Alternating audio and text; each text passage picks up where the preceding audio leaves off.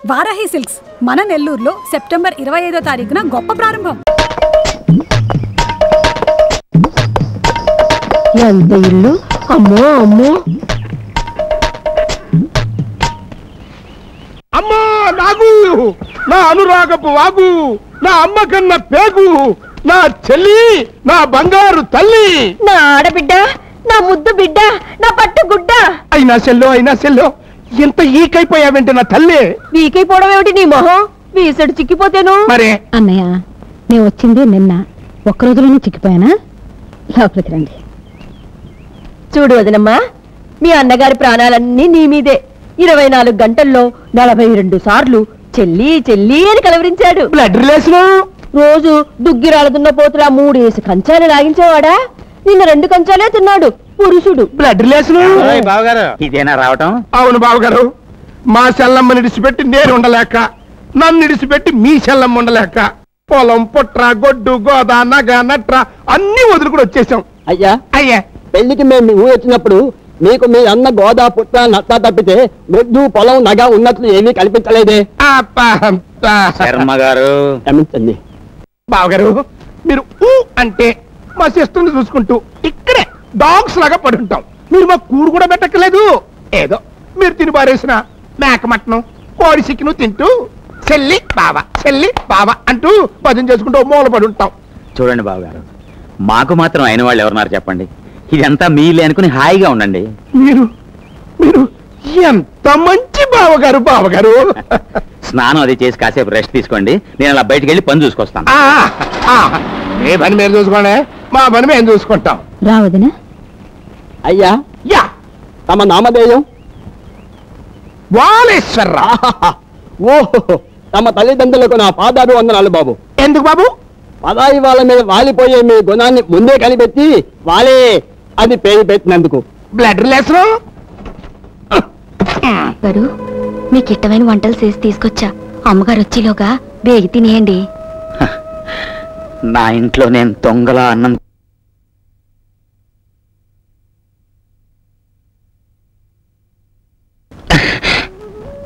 కాస్త విషం తెచ్చిపెట్టవు బాబు గారు. అవునే, నన్ను చావకుండా లేవకుండా చేసి పైగా పిచ్చివాడిగా ముద్ర వేసి ఈ గదిలో పడేశారు ఆ రాక్షసులు. దానికి కూడా నేను బాధపడలేదు. కానీ ఆ నీచురాలి మాటలు నమ్మి నా కన్న కొడుకు కూడా నన్ను పిచ్చివాడిగా చూస్తున్నాడు. అదే నా గుండెల్ని కాల్చేస్తోంది. బాధపడకండి అయ్యా, ఏదో రోజు అబ్బాయి గారు నిజం తెలుసుకుంటారు. మీకు మళ్ళీ మంచి రోజులు వస్తాయి. తినండి. ఈ ఇంట్లో చేత్తో పని చేయాలి, నోటితో కాదు.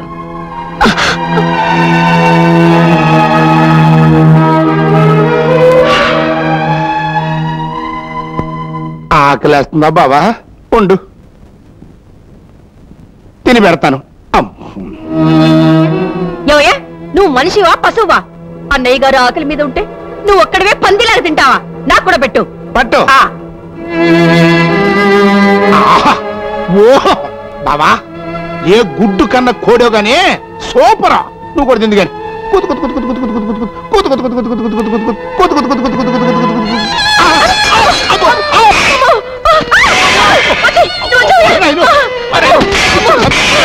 పడతాడు.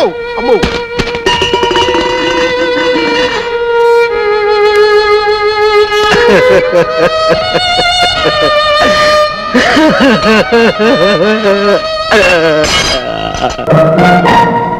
తెచ్చి పట్టుకో. అమ్మో, ఎన్ని కట్టలు ఎక్కడ కొట్టేశావు?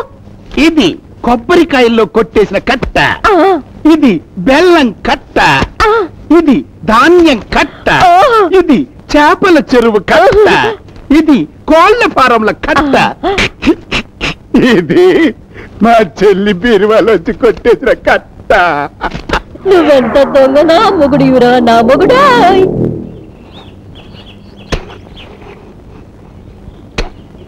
ఏమనుకోకే.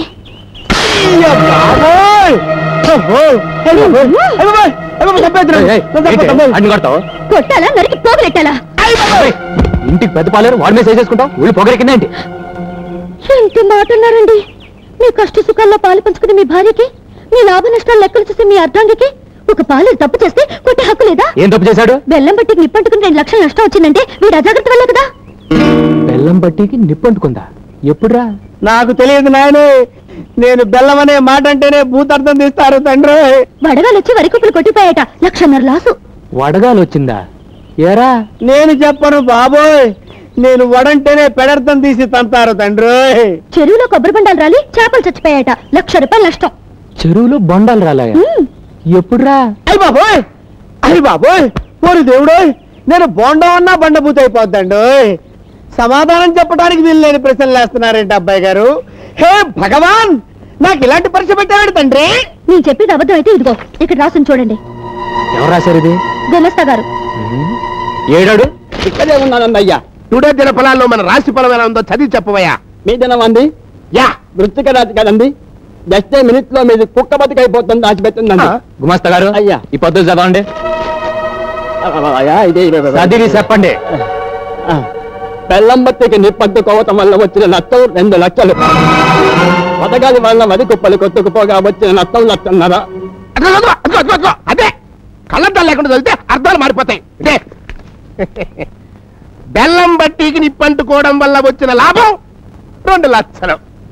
వడగాలి వలన కుప్పలు కొట్టుకుపోవడం వల్ల వచ్చిన లాభం 1.5 లక్షలు. నిప్పంటుకుని వడగాలు వస్తే లాభం వచ్చిందా? యా చూడు మావా, నా ఆవిడ నాకు చదివి చెప్పింది, అందులో నట్టనే రాసిందంట. అబ్బా అంటే వాళ్ళది కాన్వెంట్ చదువులు కదా, లాభాల్ని నష్టాలను చదువుతారనుకుంటా. నువ్వు కొంచెం మూస్తే మంచిదనుకుంటా. ఆ, ఏంటి గుమస్తా గారు, ఏంటా తప్పుడు లెక్కలో? అయ్యా అదే ఓపిగా అయ్యా వీళ్ళు ఇలా చెప్పరుగానే అగ్గన్నట్టు. అయ్యా కన్నా ఇప్పుడు అది అవసరమా? కాల్చండి అయ్యా, ముందు గుండెలోకి వెళ్తే నిజం నోట్లోంచి వచ్చారు. చెప్పగలయ్యా, మావయ్య గారు నన్ను పెళ్ళొచ్చి నా చేతి దగ్గర ఇచ్చారు. తిన్నింటి అసలు లెక్కడతావరా?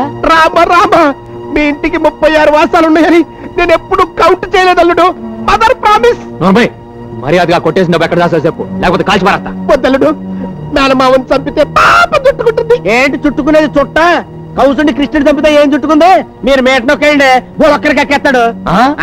కక్కడానికి నా దగ్గర ఏం లేదు అల్లుడు. తిన్నదంతా మీ మేనత్త జబ్బుకే జీర్ణం అయిపోయింది, పైసా కూడా లేదు.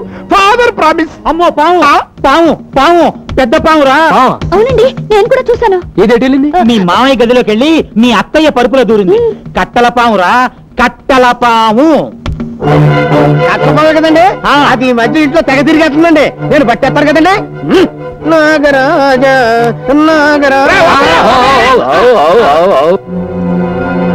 అమ్మో నా పరుపు, నా పరుపు, అమ్మో నా పరుపు, నా పరుపు.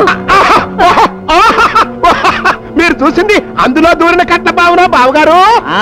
చంపే సరిపోండి, అది మా పెంపుడు స్నేకు. ఏంటే పావును పెంచుకున్నారా? పావును పూజిస్తే పిల్లలు పుడతారన్నారు. రోజు పావుల కోసం పుట్టల చుట్టూ ఎక్కడ తిరగలమని పర్మనెంట్ గా ఈ పావును తెచ్చుకుని పెంచుకుంటున్నాం అన్నమాట. అవును నాయనా, పెంపుడు పావు పూజ చేయగానే పాలు తాగి ఈ పరుపులో పడుకుంటుంది. అయితే ఒకసారి పిలిచి చూద్దాం. సారీ, ఇప్పుడు అది రెస్ట్ తీసుకునే టైము రాదు. ఈ అవ్వారం ఏదో అడ్డుకోలుగా కనిపిస్తుంది. ఈ పరుపు ఒకసారి దులుపు. దులుపుమంటారా? దులుపుతా. అక్కర్లేదు, మా పరువు తీసించాలు. మా పరుపు కూడా తీయక్కర్లేదు. మా పరువు పోయిన చోట మా పరుపు మేము చచ్చే ఉన్నాం. పద. నిజంగా అందులో పావుంటే దున్నపోతులా మీరు ఎగిరి పడ్డప్పుడే చచ్చుంటుంది. అవును నిజమే, రేపు తులపరా. అలాగేనండి, తప్పకుండా.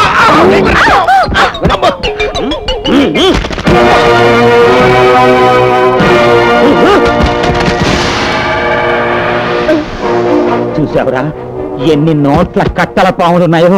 అమ్మ దొంగ నా మావయ్య, నన్నే మోసం చేస్తావా? ఏమండి, ఆయన మోసం చేసింది మిమ్మల్ని కదండి, దేవతలాంటి మీ అమ్మగారిని, ఆవిడ నమ్మకాన్ని. ఒక్కసారి అత్తయ్య గారిని చూడండి, పాపం తన అన్నగారింటి నీచుడని తెలిసి సిగ్గుతో ఎలా తలదించుకున్నారో. చిచ్చి, ఈయన మీ మేనమావ అంటే నాకే మండుతోంది, ఇంకా అత్తయ్య గారికి ఎంత రగిలిపోతుందో. మా అమ్మకు తోడబుట్టినాడు గనక ఎంత ద్రోహం చేసినా ప్రాణాలతో వదిలి పెడతాను. రే బాబాయ్, బాబాయ్, రేపటి నుంచి వీళ్ళ చేత గోసీలు కట్టించి కూలీలతో పాటు పొలం పని చేసి. అలాగే. సారీ అల్లుడు, మేము ఆ పనులు చేయలేం. హలో మాస్టర్, మిమ్మల్ని 3 పూట్ల ఎరగదని మీ చేత పనులు చేయించే పూచి నాది. మీరు ఆ విషయం మర్చిపోయి హ్యాపీగా ఉండండి. అబ్బాయి గారు ఇదిగోండి డబ్బు. అమ్మకిచ్చి బీరాలు పెట్టమను. ఏమండి, ఇంత డబ్బు మీ అమ్మగారి బీరువాలో పెడతారా? ఏ ఆవిడ 4 కాలాల పాటు బ్రతికుండడం మీకు ఇష్టం లేదా? ఏంటే? మీ మామయ్య గారు దుర్బుద్ధి చూశారుగా. మీ అమ్మగారు నిద్రపోయేటప్పుడు ఓ బండగా ఆవిడ నెత్తి మీదేసి ఈ డబ్బు తూపట్టే. అమ్మో నిజమే. డబ్బు కోసం వీడు అంత పని చేసినా చేస్తాడు. అయితే ఆ డబ్బు నీ దగ్గర ఉంచు. నన్ను చంపితే? అత్త కోసం ప్రాణాలు అర్పించిన ఓ కోడలుగా చరిత్రలో నిలిచిపోతాం. ఈ అత్త కోసం ఆ మాత్రం త్యాగం చేయలేవా తల్లి? సరే, మీరు చెప్పారుగా, చేస్తాను.